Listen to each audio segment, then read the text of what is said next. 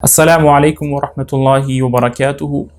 कुर्बानी सीरीज़ पर हम बात कर रहे हैं और आज की जो वीडियो है वो इस बारे में है कि कुर्बानी का वक़्त क्या है, कौन से वक़्त में कुर्बानी करना अफजल है, शहरों में कब कुर्बानी की जाए, देहात कस्बों में कब ईद की जाए और ख़ास तौर पर जो बैरून मुल्क वाले हैं उनके लिए कुर्बानी का क्या वक़्त है। बैरून मुल्क वाले जो हैं वो एक बात का ख़ास ख्याल रखें जो वीडियो के आखिर में बताऊँगा इंशाल्लाह, क्योंकि अगर वो उस बात का ख्याल नहीं रखेंगे तो हो सकता है कि उनकी कुर्बानी ना हो। तो आइए अपनी वीडियो का आगाज़ करते हैं। 10 ज़िलहज्जा से लेकर 12 ज़िलहज्जा की शाम तक कुर्बानी का वक़्त है। 10 ज़िलहज्जा को जब ईद की नमाज़ पढ़ लेंगे उसके बाद हम कुर्बानी कर सकते हैं। 10 है, 11 है, 12 है। 12 की शाम मगरिब की नमाज से, मगरिब से पहले पहले कुर्बानी का वक़्त है। इन तीनों दिनों में कभी भी कुर्बानी कर सकते हैं, लेकिन पहले दिन करना कुर्बानी ज़्यादा अफजल है, उसके बाद दूसरा दिन है, उसके बाद तीसरा दिन है। लेकिन जब भी आपको सहूलत हो, मुयस्सर हो तो आप कुर्बानी कर सकते हैं। दिन के अंदर भी कुर्बानी कर सकते हैं और रात के अंदर भी हम कुर्बानी कर सकते हैं।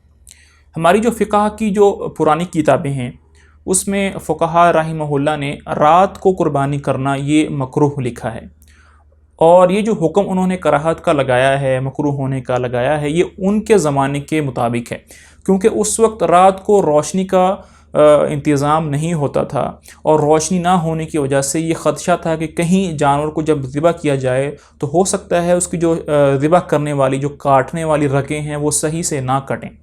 एक तो ये मसला था।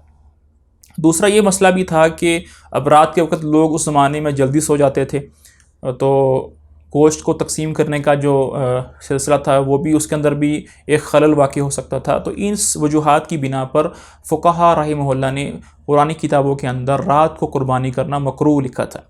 लेकिन हमारे इस ज़माने के अंदर वो जो मकरूह का कराहत का जो हुक्म है वो ख़त्म हो चुका है, इसलिए कि रोशनी का अच्छा इंतज़ाम होता है तो अच्छे तरीके से पता चल सकता है कि जानवर की वो जो रगें काटनी होती हैं वो कटी हैं या नहीं कटी, और तकसीम करने का इंतज़ाम भी हो सकता है। इसलिए दिन के अंदर भी कुर्बानी कर सकते हैं, रात के अंदर भी कुर्बानी कर सकते हैं, लेकिन अच्छा और बेहतर ये है कि कुर्बानी को दिन के अंदर ही किया जाए। शहरों में ईद की नमाज के बाद कुर्बानी करना चाहिए। अगर किसी ने ईद की नमाज से पहले कुर्बानी कर ली है तो उसकी कुर्बानी दुरुस्त नहीं हुई है, उसको दोबारा से कुर्बानी करनी है। इसी तरह वो कस्बे और देहात जहाँ पर शुरू से जुमा की नमाज होती आई है और ईद की नमाज भी वहाँ होती है, तो वहाँ भी यही हुक्म है कि वो लोग भी ईद की नमाज के बाद कुर्बानी करेंगे। लेकिन एक मसला मैं आपको बता दूँ कि अगर शहर में किसी एक जगह ईद की नमाज हो गई है, बाकी मसाजिद में अभी नहीं हुई, किसी भी जगह एक जगह शहर में ईद की नमाज हो गई है, तो बाकी शहर वाले अपनी कुर्बानी कर सकते हैं। जो आदमी कुर्बानी कर रहा है उसके लिए शर्त नहीं है कि उसने ईद की नमाज पढ़ी है या नहीं पढ़ी। जिसने कुर्बानी करनी है उसने ईद की नमाज पढ़ी है या नहीं पढ़ी तो वो कुर्बानी कर सकता है, अगर शहर में किसी जगह एक जगह भी ईद की नमाज हो गई है। वो गाँव जहाँ पर ईद की नमाज नहीं होती है वो तुलुए शम्स के बाद अपनी कुर्बानी कर सकते हैं। और अगर खुदा न खास्ता किसी आफत की वजह से, परेशानी की वजह से ईद की नमाज हुई नहीं है, कोई सैलाब आ गया, कोई ज़लज़ला आ गया, कुछ और मसाइल आ गए, अल्लाह हम सब की हिफाजत फरमाए, तो वो ज़वाल के बाद, तो वो लोग ज़वाल के बाद कुर्बानी करें। बैरून मुल्क वाले वो कुर्बानी कैसे करें? मिसाल के तौर पर किसी आदमी ने सऊदी अरब से पैसे भेज दिए पाकिस्तान के, मेरी तरफ से कुर्बानी कर दी जाए, तो किस जगह में ईद की नमाज का एतबार करेंगे? सऊदी अरब के एतबार से करेंगे या पाकिस्तान में?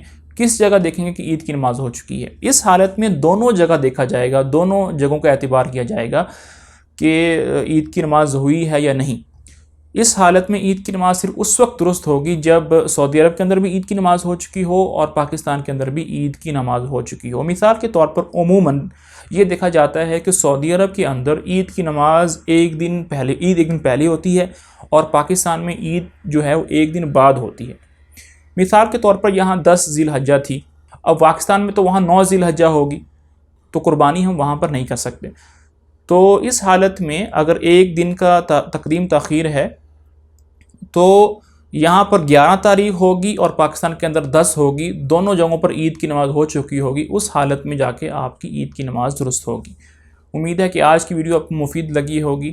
انشاءاللہ کل کسی اور قربانی کے مسائل کو لے کر حاضر ہوں گے. السلام علیکم ورحمۃ اللہ وبرکاتہ.